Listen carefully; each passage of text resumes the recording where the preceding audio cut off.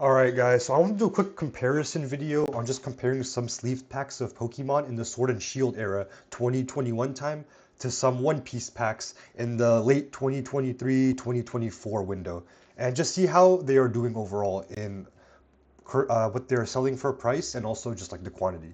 So let's talk about it. So Evolving Skies, considered one of the greatest, the best Sword and Shield set with the Moonbreon, is selling for about $52, $55 as we can see. 68, 57, 65, yeah, like around that range. And if we also look at other sets in that time, Fusion Strike, which is selling for about 30, or listed for 30. Brilliant Stars listed for 20, which is also selling for that price, or a little less. If we compare it to One Piece sets like OP05, which came out years later, I'm talking, yeah, like 3 years later, 3 years later, this is $70 and it is also selling for that price, 70, 70, 70, several $70 sales. And that's just kind of crazy to me because everyone is looking at Pokemon to collect, invest, whatever you want to call it. And it just seems like, let's look at the quantity as well. There's 50 left of OP05, whereas in Evolving there's 350.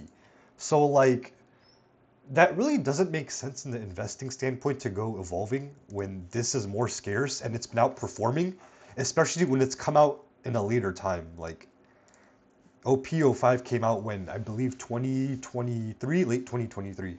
So 2 years after Evolving Skies, and it is dunking on Evolving Skies. So I feel like that's kind of embarrassing for Pokemon. Like, how are you getting outperformed by a like anime or anime show not as popular as you, yet it's outperforming you, and when it's come out years later? So that's just kind of interesting. And same for PRBO1. Like, this came out in late 2024, and this is competing and outperforming sets like Brilliant Stars, which came out also 2023 or 2024, I believe, and Fusion Strike, which, no, these came out 2021, 2020, yeah. So these came out in like years ago, 4 or 5 years ago, and they cannot even compete with the later One Piece modern sets. I would like the modern One Piece sets are outperforming these old Sword and Shield Pokemon sets. So very interesting, like 30, 20, and we got several One Piece sets that came out in the 2024 time that are just completely dunking on these Pokemon sets, completely like big broing them, just mogging them. So with very little quantity too compared to like these other sets. Like Fusion Strike, 1001 quantity, and they are selling for 30. Like, how does that make sense? Like, it's just not gonna move as fast as something that has like, you know what I mean? 56 quantity or 170 quantity. Again, this is not counting the eBay listings. There might be a little more on eBay, which I'm not accounting for, but again, I think TCGPlayer is going to account for a majority of it. So just something very interesting. My main point is the sleeved One Piece packs, although they're both MSRP at Target, Walmart, $4.99, $5.99, the One Piece sets, the Elite sets, are outperforming even the old Sword and Shield Pokemon sets. So, and we are just getting started, so just keep that in mind. And again, if you look at the One Piece, sorry, not One Piece, the Pokemon, like the greatest chase in Sword and Shield, the Moonbreon, which I think is oversaturated. I think everyone has a Moonbreon nowadays, like everyone and their grandma has this card in a PSA 10. If you compare this to even like the most average One Piece mangas, like what's average in this? Sanji, right? PRBO2, this is competing 3K near mint. Selling free at 22, 25. Like, this is competing with the Moonbreon, which is kind of crazy. A Sanji card. Sanji, a One Piece Straw Hat crew member. The Cook is competing with the biggest, the best chase in Sword and Shield. Like, I don't know. Let's get a different card, okay? Okay, I just picked a random one. Let's do like Law. Okay, Law. 2K, again, same thing. Like, 1700, 14. Okay, that one wasn't selling as much. Let's look at Boa. Yeah, listings at 2150, 2300. Again, one just sold for 19, 2000. Like, the quantity is very low. So once people catch on, I really think like that. I think the average One Piece manga just completely dunks on even the best Sword and Shield Pokemon chases, as we can see here. Like, it's people are willing to pay like over $2,000 for just an average Sanji or Boa manga. Kind of insane to me, at least. And the average Luffy manga, yeah, don't get me started. Like Luffy just completely shits on like the Moonbreon, the Umbreon. 4 quantity left, people buying this for 5K. Like Luffy mangas, the average Luffy manga, that's like the worst Luffy manga in my opinion. And even the worst Luffy manga looks better than the best Umbreon chase in Sword and Shield. Like, crazy to me.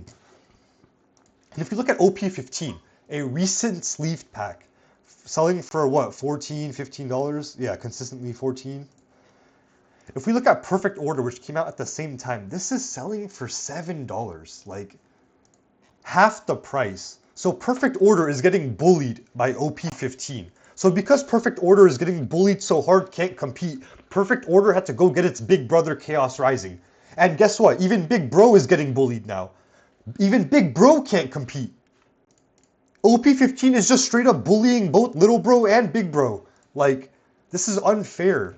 Like, I realize it's unfair to compare Pokemon and One Piece because One Piece is just so much better. So, yeah.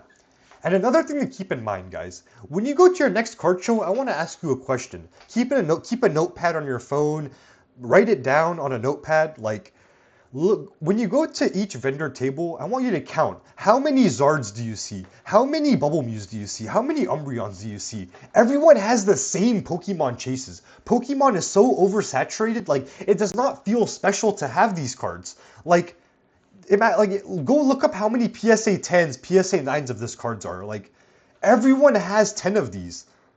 Like, it's just so oversaturated, it doesn't feel special anymore. I thought, as a kid, I used to think, like, having that one special chase card, like, felt special to me. I felt cool, because, like, I was, like, I was one of the very few people to have it.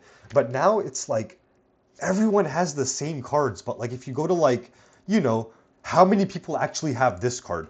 When you walk around the tables, count how many people have this Boa manga in any grading. Raw, 10, 9, like how many people have this Nami manga? And compare it to how many of those tables had this Zard, this Mew, like this Umbreon. Like, Pokemon's just so oversaturated that even I don't like it.